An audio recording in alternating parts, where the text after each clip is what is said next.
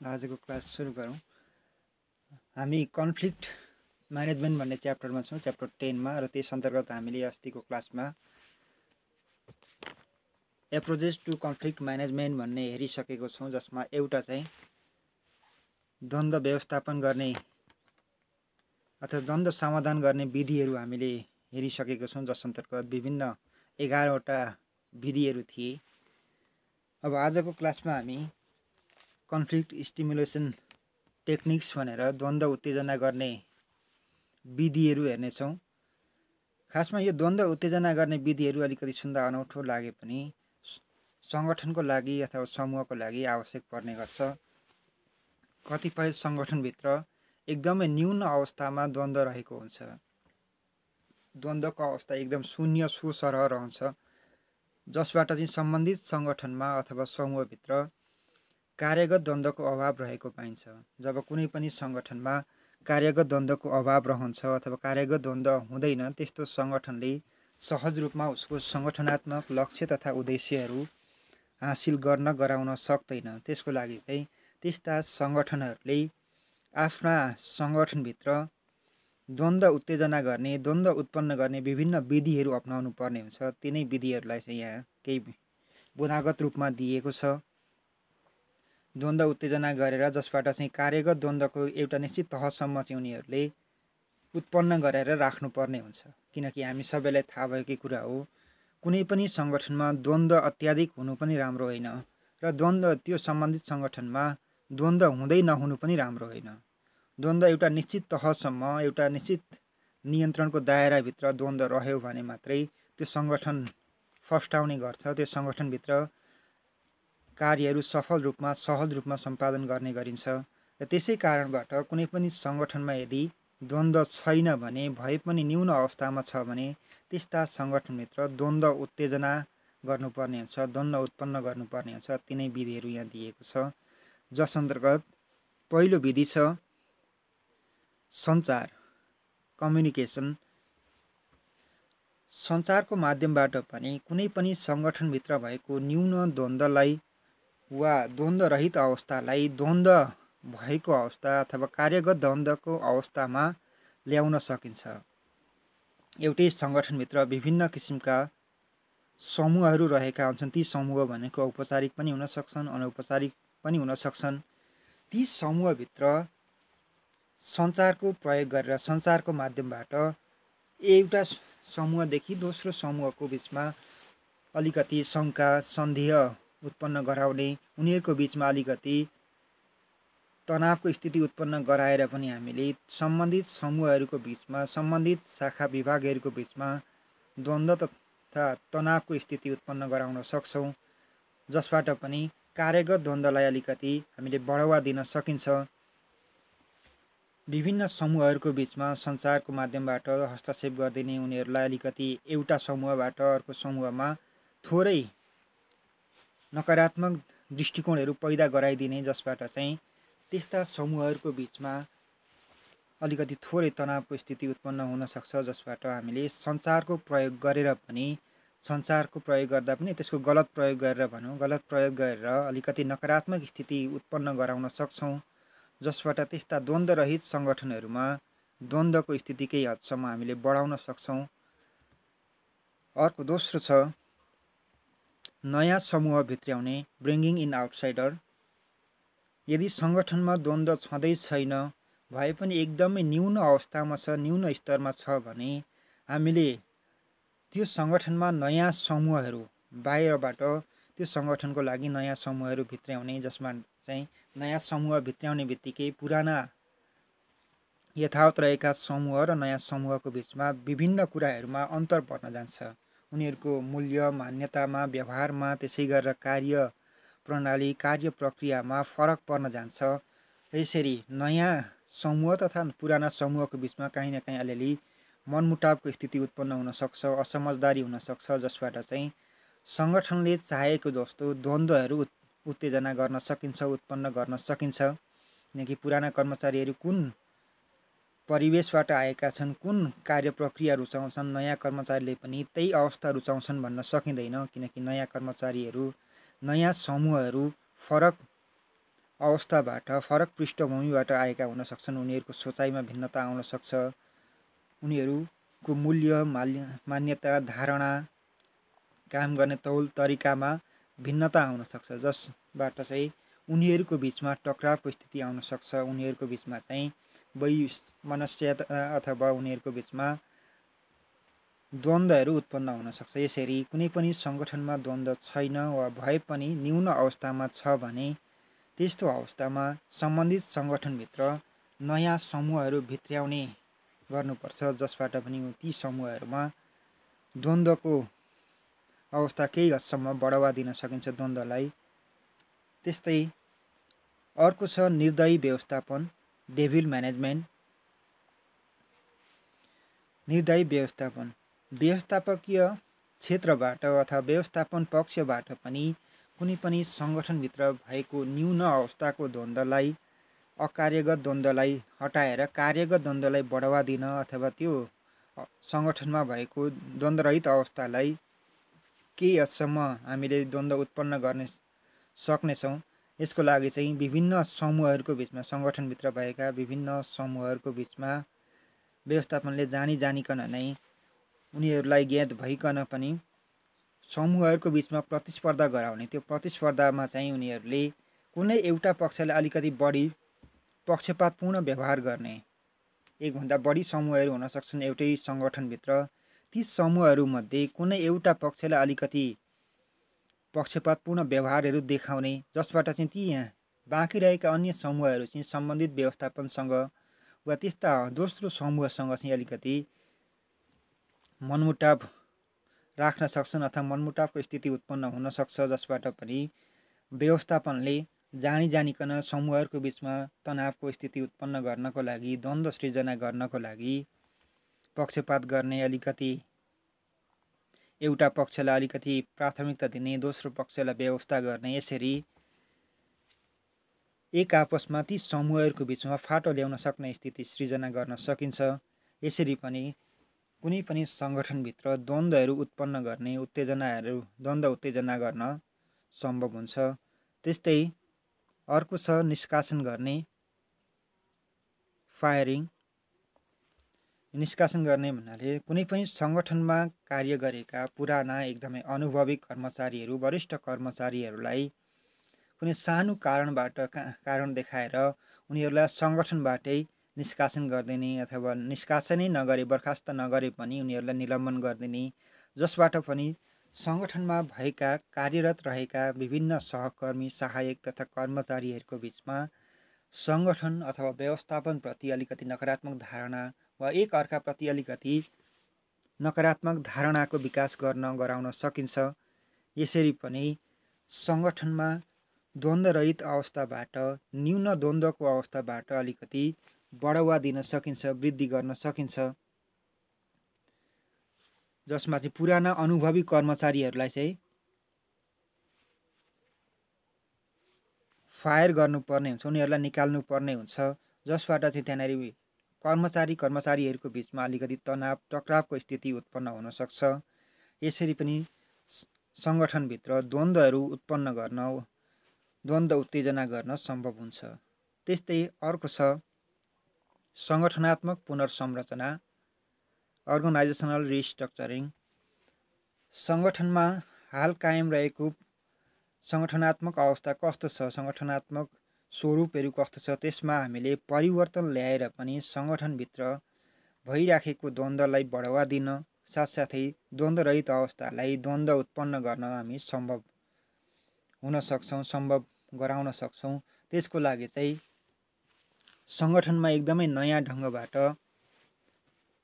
संरचना गर्नुपर्ने हुन्छ, पुनर्संरचना गर्नुपर्ने हुन्छ, जसमा चाहिँ हाल कार्यरत रहेका विभिन्न कर्मचारीहरू विभिन्न पक्षमध्ये कुनै एउटा पक्षलाई सकारात्मक असर पुग्न सक्छ भने दोस्रो पक्षलाई चाहिँ त्यसबाट नकारात्मक असरहरू पुग्न सक्छ। यसरी त्यो सङ्गठनमा गरिएको पुनर्संरचनाबाट सङ्गठनमा भएका सकारात्मक असर पुर्याएका तत्त्वहरू वा पक्ष र नकारात्मक असर पुर्याएका पक्षहरूको बिचमा द्वन्द्वहरू उत्पन्न हुन्छ। यसरी सङ्गठनमा नयाँ ढङ्गबाट नयाँ पुनर्संरचना गरेर पनि सङ्गठनको ढाँचामा पुनर्संरचना ल्याएर पनि सङ्गठनमा भएका विभिन्न पक्षहरूको बिचमा विभिन्न समूहहरूको बिचमा हामीले द्वन्द्वलाई उत्तेजना गर्न सक्छौँ, उत्तेजित गर्न सक्छौँ, द्वन्द्वलाई उत्पन्न गर्न सक्छौँ। यसरी पनि द्वन्द्वरहित अवस्थामा वा द्वन्द्व एकदमै न्यून भएको अवस्थाको सङ्गठनलाई हामीले कार्यगत द्वन्द्वको स्थिति सृजना गर्न सक्छौँ। त्यस्तै अर्को छ रिवार्ड, पुरस्कार। पुरस्कारको माध्यमबाट पनि हामीले सङ्गठनमा कार्यरत कर्मचारीहरू अथवा विभिन्न समूहहरूको बिचमा हामीले फाटो ल्याउन सक्छौँ वा उनीहरूको बिचमा कार्यगत द्वन्द्वलाई हामीले बढावा दिन सक्छौँ। अलिकति उच्च कार्य सम्पादन गर्ने सहायकहरूलाई, कर्मचारी कामदारहरूलाई केही पुरस्कारको व्यवस्था गरियो भने त्यो पुरस्कार पाउने हेतुले, त्यो पुरस्कार पाउने आशाले पनि सङ्गठनमा रहेका विभिन्न मानव संसाधनहरू, कर्मचारी कामदार सहायकहरू एक आपसमा प्रतिस्पर्धा गर्ने गर्छन्। एक आपसमा पुरस्कार पाउने होडबाजीले उनीहरूको बिचमा तनावको स्थिति उत्पन्न हुन्छ, प्रतिस्पर्धाको स्थिति उत्पन्न हुन्छ, जसबाट पनि सङ्गठनमा कार्यगत द्वन्द्वलाई वृद्धि गर्न सकिन्छ, द्वन्द्वलाई उत्तेजित गर्न सकिन्छ। यसरी पुरस्कारको व्यवस्था गरेर पनि सङ्गठनमा रहेका विभिन्न समूहहरूको बिचमा कार्यगत द्वन्द्वलाई बढाउन सकिन्छ वा तनाव तथा द्वन्द्वको अवस्थालाई बढावा दिन सकिन्छ। र यस्तै विभिन्न यिनै 6वटा द्वन्द्वलाई उत्तेजित पार्ने विधिहरू थिए, जसबाट चाहिँ यदि सङ्गठनमा द्वन्द्व छैन, उत्पन्न भएको छैन भने अथवा द्वन्द्वरहित अवस्था छ भने यी विधिहरूको प्रयोग गरेर हामीले द्वन्द्वलाई उत्तेजित पार्न सकिन्छ। सम्बन्धित सङ्गठनभित्र भएका विभिन्न समूहहरू, विभिन्न पक्षहरू, विभिन्न विभागहरूको बिचमा हामीले तनावको स्थिति उत्पन्न गराउन सक्छौँ, जसबाट चाहिँ कार्यगत द्वन्द्वलाई बढावा दिएर सङ्गठनको उत्पादकत्व, सङ्गठनको उद्देश्य प्राप्तिमा हामीले सहजता ल्याउन सक्छौँ। त्यस्तै अब अर्को टपिक्सतिर जाउँ।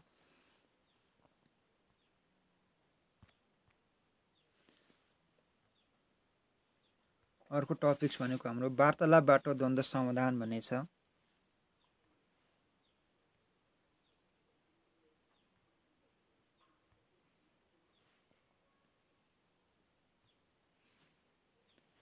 वार्तालापबाट द्वन्द्व समाधान गर्ने विभिन्न विधिहरू हुने गर्छन्, जसमध्ये एउटा प्रमुख विधि भनेको वार्तालाप। एक आपसमा छलफल गरेर पनि हामीले द्वन्द्व सृजना भएको अवस्थामा त्यो द्वन्द्व गर्ने पक्षहरूलाई हामीले साम्य पार्न सक्छौँ। उनीहरूको बिचको विवादलाई, उनीहरूको विषयलाई हामीले छलफलको माध्यमबाट, वार्तालापको माध्यमबाट हल गर्न सक्छौँ। सबैभन्दा पहिला हामी छलफल अथवा वार्तालाप भनेको के हो त्यसैबाट जाउँ। सामान्यतया वार्तालाप भन्नाले दुई वा सोभन्दा बढी पक्षहरूको बिचमा कुनै पनि विषयमा भएको द्वन्द्व सम्बन्धमा सहमतिमा पुग्ने उद्देश्यले गरिने छलफललाई नै हामीले वार्तालापको रूपमा लिन सकिन्छ। द्वन्द्व भन्ने बित्तिकै कम्तीमा दुई वा सोभन्दा बढी पक्षहरूको त्यसमा प्रत्यक्ष सहभागिता रहने गर्छ र त्यस्ता द्वन्द्वमा सम्मिलित हुने, सहभागी हुने त्यस्ता दुई वा सोभन्दा बढी पक्षहरूको बिचमा सहमतिमा पुग्नको लागि एक आपसमा गरिने आपसी अन्तर्क्रिया तथा छलफल नै हामीले वार्तालापको रूपमा लिन सक्छौँ अथवा वार्तालाप भन्न सकिन्छ। त्यसलाई नै ती द्वन्द्वमा संलग्न ती पक्षहरूको फरक फरक लक्ष्य हुनसक्छ, फरक फरक इच्छा, आकाङ्क्षा, आवश्यकता तथा उनीहरूको वैचारिक स्थिति पनि फरक फरक हुनसक्छ र उनीहरूको बिचमा भएको त्यो द्वन्द्व उत्पन्न गराउने विषयवस्तु पत्ता लगाउने उद्देश्यले साथसाथै त्यो विषयवस्तु पत्ता लगाएर त्यसमा उनीहरूको द्वन्द्वलाई समाधान गर्ने उद्देश्यले वार्तालाप गर्ने गरिन्छ, जसबाट चाहिँ द्वन्द्वमा संलग्न विभिन्न पक्षहरूलाई चाहिँ साम्य पार्नको लागि यो वार्तालाप आवश्यक पर्ने गर्दछ। र यो वार्तालापबाट द्वन्द्व समाधान भन्ने विभिन्न दुई तरिकाबाट गर्न सकिन्छ। एउटा वितरित वार्तालाप भन्ने छ, डिस्ट्रिब्युटिभ बार्गेनिङ, र अर्को चाहिँ समाहित वार्तालाप अथवा यसलाई एकीकृत वार्तालाप, इन्टिग्रेटिभ बार्गेनिङ भन्ने गरिन्छ, जस अन्तर्गत हामी पहिला वितरित वार्तालापतिर जाउँ, डिस्ट्रिब्युटिभ बार्गेनिङ। र यस विधिमा चाहिँ जति पनि द्वन्द्वमा संलग्न पक्षहरू छन् उनीहरूले चाहिँ एउटा निश्चित मागको दायराहरू बनाएका हुन्छन्। एउटा निश्चित माग अथवा उनीहरूको दाबी रहने गर्छ।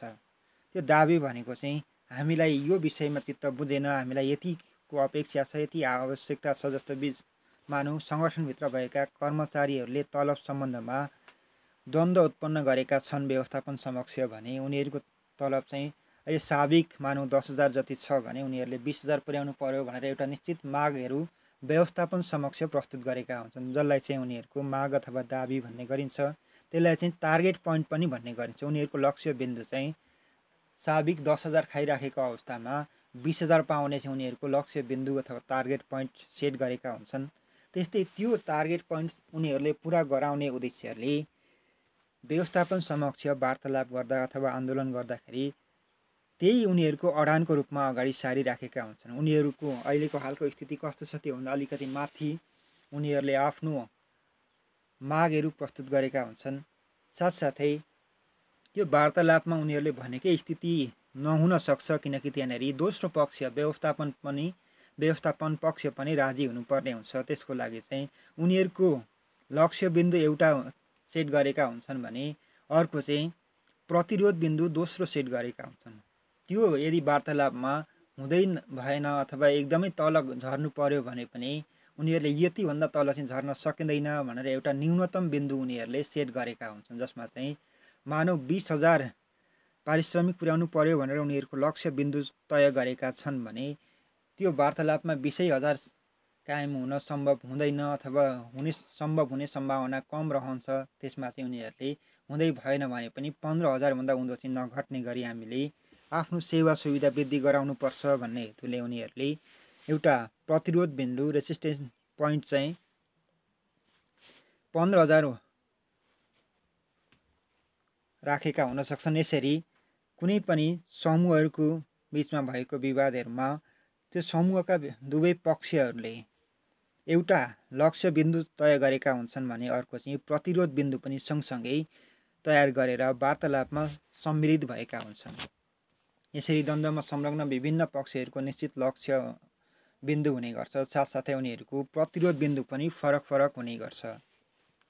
यसरी उनीहरूको बिचमा वार्तालाप गर्दाखेरि सहमतिमा आउन सक्ने न्यूनतम प्रतिरोध बिन्दु चाहिँ दुवै पक्षले कायम गरेका हुन्छन् र तिनीहरूको बिचमा आपसी छलफल, अन्तर्क्रिया तथा वार्तालापबाट चाहिँ एउटा निश्चित बिन्दुमा उनीहरूलाई सहमति गराउनु पर्ने हुन्छ, जसबाट चाहिँ यसमा कुनै एउटा पक्षले राखेको लक्ष्य बिन्दु पुरा हुने सम्भावना एकदमै कम रहन्छ भने उनीहरूले तय गरेको प्रतिरोध बिन्दु सम्मको अवस्थामा उनीहरूले सहमति जनाउनु पर्ने हुन्छ। उनीहरूले लक्ष्य अडान जुन किसिमको राखेको थिए त्यो अडानै अनुसारको उनीहरूको हासिल गर्ने अवस्था एकदमै कम रहन्छ। साथसाथै उनीहरूले प्रतिरोध बिन्दु जुन कायम गरेका छन् त्यसको छेउछाउनी उनीहरूले प्राप्ति गर्ने सम्भावना अलिकति बढी रहने गर्छ, जसमा चाहिँ दुवै पक्षको लक्ष्य बिन्दु र प्रतिरोध बिन्दु चाहिँ मेल खानुपर्ने हुन्छ। र सामान्यतया यस्तो अवस्थामा विन लुज स्ट्राटेजी अपनाउने गरिन्छ। द्वन्द्वमा संलग्न दुवै पक्षहरूलाई समान किसिमको हानि अथवा प्राप्तिको अवस्था रहन सक्दैन। यसमा चाहिँ एउटा पक्षले अलिकति बढी प्राप्ति गरेको हुनसक्छ, अलिकति बढी फाइदा उठाएको हुनसक्छ भने दोस्रो पक्षले पहिलो पक्षको भन्दा अलिकति कम प्राप्ति गरेको, कम फाइदा उठाएको हुनसक्छ। यसलाई चाहिँ हामीले विन लुज सिचुएसन भनेर पनि सम्बोधन गर्न सक्छौँ। सामान्यतया यो स्थिति आउने गर्छ जसमा चाहिँ दुवै पक्षले सहमति चाहिँ जनाउनु पर्ने नै हुन्छ, तर त्यो हुँदाहुँदै पनि एउटा पक्षले अलिकति बढी प्राप्ति हासिल गरेको हुन्छ भने दोस्रो पक्षले अलिकति कम प्राप्ति हासिल गरेको हुन्छ। र यसमा वितरित वार्तालापको माध्यमबाट द्वन्द्वमा संलग्न विभिन्न पक्षहरूलाई आम्ने सामने बसाएर उनीहरूलाई एक आपसमा छलफल अन्तर्क्रियाको माध्यमबाट उनीहरूको बिचमा भएको समस्यालाई समाधान गर्ने कोसिस गरिन्छ, जसमा चाहिँ उनीहरूको माग के हो, अडान के हो, जसमा उनीहरूको लक्ष्य के छ, कति सेवा सुविधा वृद्धि गराउने लक्ष्य छ कि अथवा कस्ता कस्ता विषयमा के कस्ता लक्ष्यहरू राखेका छन् र ती सम्पूर्ण लक्ष्यहरू पुरा हुने अवस्था कायम रहँदैन। त्यसमध्ये केही अत्यावश्यक मागहरू मात्रै यसमा पुरा हुने सम्भावनाहरू रहन्छ र यसरी वितरित वार्तालापको माध्यमबाट पनि द्वन्द्व समाधान गर्न सकिन्छ, द्वन्द्वलाई हटाउन अथवा घटाउन सम्भव हुन्छ।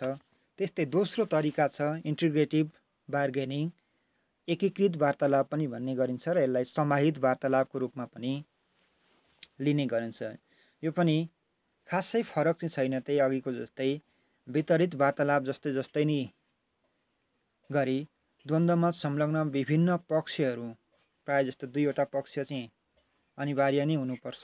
द्वन्द्वमा संलग्न विभिन्न पक्षहरूलाई एउटै स्थानमा छलफल गराई उनीहरूका समस्याहरूलाई समाधान गर्नको लागि आवश्यक उपायहरूको खोजी गर्ने गरिन्छ, आवश्यक समाधानका उपायहरूको खोजी गर्ने गरिन्छ, जसबाट चाहिँ यसमा चाहिँ विशेष गरी विन विन अवस्थाको सृजना गर्न खोजिन्छ। दुवै पक्षलाई समान फाइदा हुने, बराबर फाइदा हुने स्थिति अथवा दुवै पक्षले जित्ने स्थिति कायम गर्न सकिन्छ। यसमा चाहिँ सङ्गठनको उपलब्ध स्रोत साधनहरूबाट दुवै पक्षका मागहरूलाई समान सम्बोधन हुने गरी विवादको समाधान गर्ने कोसिस गर्ने गरिन्छ। यसरी द्वन्द्वमा संलग्न दुवै पक्षलाई एकै ठाउँमा राखेर उनीहरूको समस्याको बारेमा हल निकाल्ने कोसिसहरू यसमा गर्ने गरिन्छ। दुवै पक्षले एकै ठाउँमा आम्ने सामने भएर फेस टु फेस भएर आफ्ना समस्याको बारेमा, आफ्ना समस्या साथसाथै त्यसका समस्याका समाधानका विकल्पहरूको बारेमा खुल्ला छलफल गर्ने गरिन्छ। एक आपसमा आफ्ना राय, विचारधाराहरू, धारणाहरू प्रष्ट रूपमा प्रस्तुत गर्ने गरिन्छ। त्यसमध्ये दुवै पक्षलाई फाइदा पुर्याउने किसिमका समाधानका विकल्पहरू यसमा छनौट गर्ने गरिन्छ, जसमा चाहिँ त्यो द्वन्द्व उत्पन्न गर्ने कारणहरूमध्ये त्यसमा प्राथमिकता कायम गरेर, प्राथमिकता दिएर सम्पूर्ण आवश्यकताहरूलाई उपलब्ध सङ्गठनको स्रोत साधनबाट पुरा गर्ने कोसिस गर्ने गरिन्छ। यसबाट चाहिँ दुवै पक्षलाई समान किसिमको लाभ अथवा विन विन अवस्था क्रिएट गर्न सकिन्छ। विन विन अवस्था चाहिँ हामीले बनाउन सक्नेछौँ। यति नै छ यसमा। एकीकृत वार्तालाप भनेको दुवै पक्षलाई एकै ठाउँमा ल्याएर उनीहरूका समस्या समाधान गर्नको लागि उनीहरूको व्यक्तिगत विचार, राय, धारणालाई खुल्ला रूपमा छलफल गराउने, जसबाट चाहिँ उनीहरूको दुवैको समस्या समाधान गर्नको लागि, विवाद समाधान गर्नको लागि उपाय अथवा समाधान खोज्ने गरिन्छ भने अर्को डिस्ट्रिब्युटिभ बार्गेनिङमा द्वन्द्वमा संलग्न दुवै पक्षलाई छलफल गराउने, तर जसमा चाहिँ उनीहरूको एउटा लक्ष्य बिन्दु तय हुन्छ, एउटा जुन माग राखेका छन्, जुन माग पुरा गराउने उद्देश्यले अगाडि आएका छन्, त्यो चाहिँ लक्ष्य बिन्दुको रूपमा रहेको हुन्छ भने त्यो छलफलमा उनीहरूले एउटा न्यूनतम प्रतिरोध बिन्दु पनि तय गरेका हुन्छन् र उनीहरूको बिचमा छलफल हुँदा त्यही माग बिन्दु र लक्ष्य बिन्दु र न्यूनतम प्रतिरोध बिन्दुको बिचमा उनीहरूको वार्तालाप चाहिँ त्यति नै बिचमा टुङ्गिने गर्छ, त्यति नै बिचमा उनीहरूलाई प्राप्ति हुने गर्छ र यो किसिमको वार्तालापलाई चाहिँ वितरित वार्तालाप भन्ने गरिन्छ। र द्वन्द्व समाधान गर्ने विधिहरूमध्ये यिनै दुईवटा विधिहरू मुख्य विधिको रूपमा रहेका छन्। र अब अर्को टपिक्सतिर जाउँ, जुन हामी स्क्रिनमा पनि देख्न सक्छौँ। एसर्टिभ बिहेभियर, कठोर व्यवहार भन्ने छ। कठोर व्यवहार हामी सबैलाई थाहा भएकै कुरा हो। हामी कठोर भन्ने बित्तिकै हामीले अघि बुझिसक्यौँ होला। कठोर व्यवहार कुनै पनि सङ्गठनमा रहेको व्यक्ति वा पक्षले आफ्ना विचारधाराहरू, आफ्नो भनाइहरू लागू गराउने उद्देश्यले, आफ्ना विचारधारालाई सबैमा लागू गराउने उद्देश्यले सशक्त ढङ्गबाट त्यो व्यवहारलाई अन्य दोस्रो पक्ष समक्ष प्रस्तुत गर्दछ भने त्यसैलाई हामीले सामान्य भाषामा, सामान्य अवस्थामा कठोर व्यवहारको रूपमा लिने गर्छौँ।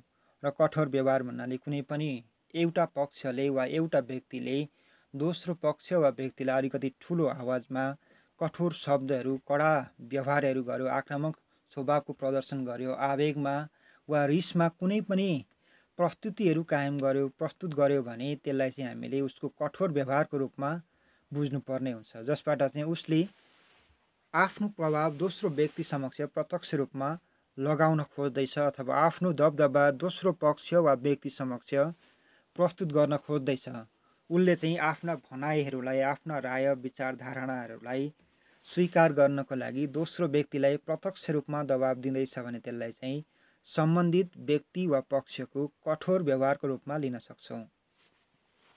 र सामान्यतया कठोर व्यवहारको प्रभाव भनेको दोस्रो व्यक्ति वा पक्षहरूलाई शारीरिक तथा मानसिक रूपमा अलिकति नकारात्मक प्रभावहरू पार्न सक्छ।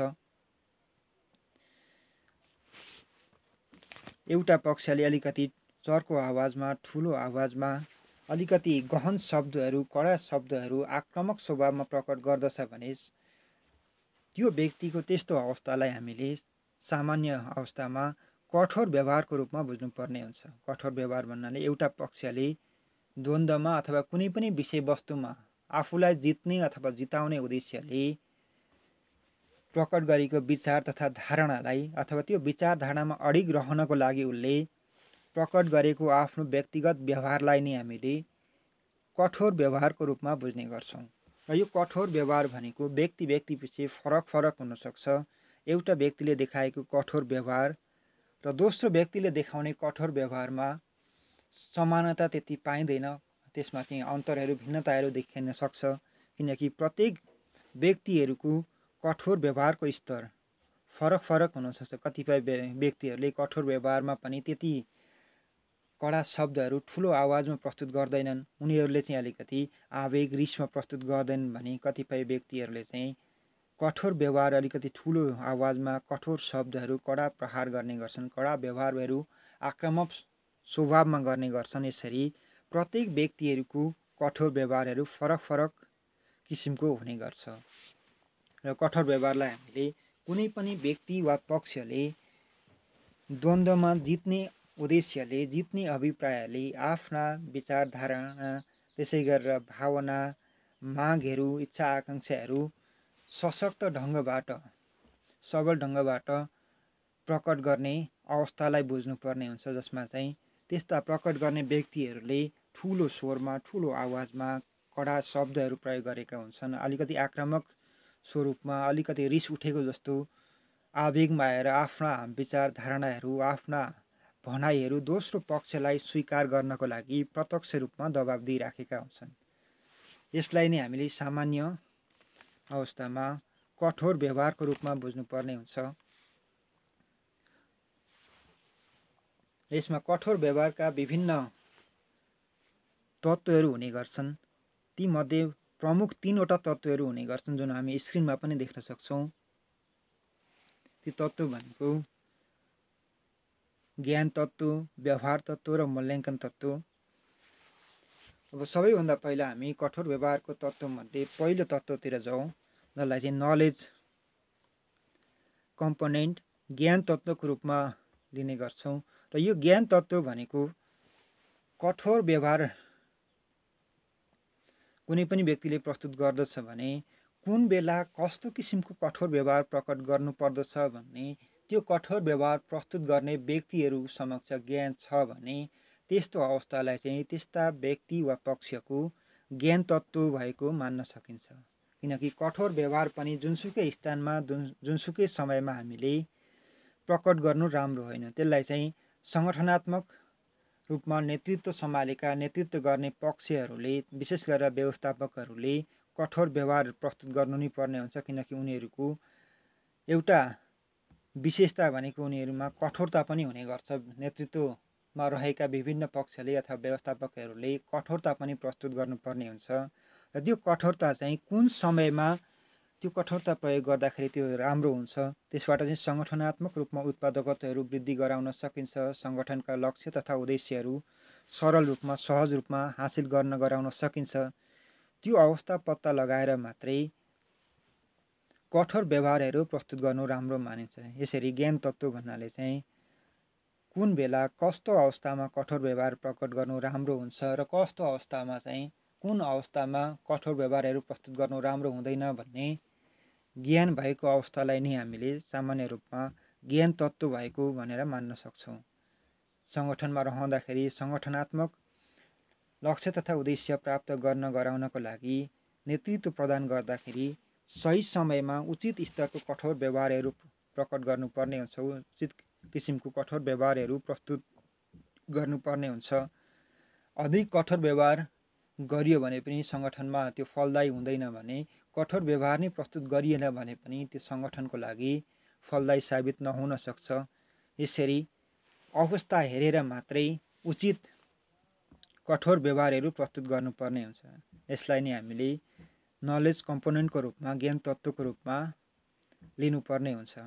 अवस्था हेरेर मात्रै कठोर व्यवहार प्रस्तुत गर्नुपर्ने हो वा होइन, हो भने कतिको स्तरको, कुन स्तरको कठोर व्यवहार प्रस्तुत गर्ने, त्यस सम्बन्धमा सम्बन्धित पक्षलाई ज्ञान हुनुपर्ने हुन्छ, ज्ञानको आवश्यकता पर्नुपर्ने हुन्छ। अर्को दोस्रो तत्त्व छ व्यवहार तत्त्व, बिहेभियरल कम्पोनेन्ट। व्यवहार तत्त्व भन्नाले व्यक्तिले आफू कुनै पनि विषयवस्तुमा द्वन्द्वमा होस् अथवा कुनै पनि विषयवस्तुमा निर्भीक भई समूहमा कठिन अवस्थामा पनि निडर भई अडिग रहने व्यवहारलाई जनाउने गर्छ, जसमा चाहिँ कुनै पनि प्रतिकूल अवस्थामा, कुनै पनि कठिन अवस्थामा पनि कुनै व्यक्ति वा पक्ष निडर भई अडिग भई रहिरहन्छ भने त्यसलाई चाहिँ उसको व्यवहार तत्त्व भनेर हामीले बुझ्नुपर्ने हुन्छ। जसमा चाहिँ कठिन अवस्थामा पनि नभाग्ने र सरल अवस्थामा पनि त्यही अवस्थामा रहिरहन्छ भने त्यस्तो अवस्थालाई चाहिँ उसको व्यवहारात्मक तत्त्वको रूपमा बुझ्नुपर्ने हुन्छ, जसबाट चाहिँ उसले समूहमा कठिन अवस्थामा पनि विचलित नभइकन, निर्भीक भइकन, अडिग भएर आफ्ना क्रियाकलापहरू सञ्चालन गर्न गराउन सम्भव हुन्छ। जसबाट चाहिँ दुःखमा पनि सङ्गठन नछोड्ने र सुखमा पनि नमातिने किसिमको, नआत्तिने किसिमको अवस्थाहरू सृजना गर्न गराउन सकिन्छ। यसलाई चाहिँ हामीले व्यवहार तत्त्वको रूपमा लिने गरिन्छ। उसको व्यवहार कतिको निडर छ त, ऊ कतिको निर्भीक भई सङ्गठनमा विभिन्न विकट अवस्थामा पनि, विभिन्न कठिन अवस्थामा पनि कायम रहिरहन्छ, आफ्ना क्रियाकलापहरू अगाडि बढाइरहन्छ। त्यसलाई चाहिँ हामीले उसको सम्बन्धित पक्षको वा व्यक्तिको व्यवहारात्मक तत्त्वको रूपमा लिने गरिन्छ। र व्यवहारात्मक तत्त्व जति बढी हुन्छ त्यति नै सङ्गठनको लागि, सम्बन्धित व्यक्ति विशेषको लागि फाइदाजनक हुनसक्छ। त्यस्तै यसमा अर्को तेस्रो तत्त्व पनि छ। तेस्रो तत्त्व भनेको मूल्याङ्कन तत्त्व, इभ्यालुएसन कम्पोनेन्ट।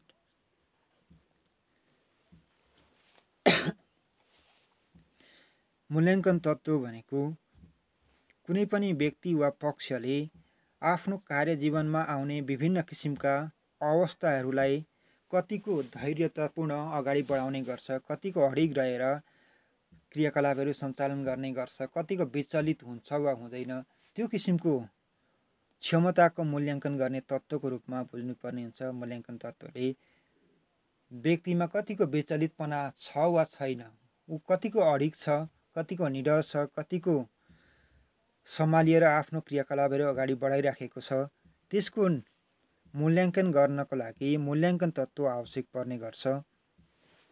किनकि सङ्गठनमा सधैँभरि सफलता हासिल हुँदैन, कहिलेकाहीँ सफलता हासिल हुने गर्छ भने कहिलेकाहीँ असफलता पनि हात लाग्ने गर्छ। यसरी सफलतामा पनि विचलित नभइकन अगाडि बढ्ने, नमातिकन अगाडि बढ्ने, साथसाथै असफलतामा पनि विचलित नभइकन, नआत्तिकन अगाडि बढ्ने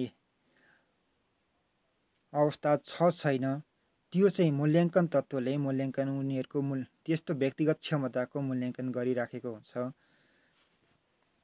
र यदि मूल्याङ्कन तत्त्वले यिनै दुईवटा, विशेष गरेर ज्ञान तत्त्व र व्यवहार तत्त्व सम्बन्धित व्यक्ति वा पक्षमा छ छैन, त्यो दुईवटा मुख्य कुराहरूको र त्यसको उनीहरूको ती पक्षहरूमा भएको क्षमताको मूल्याङ्कन गर्ने गर्छ।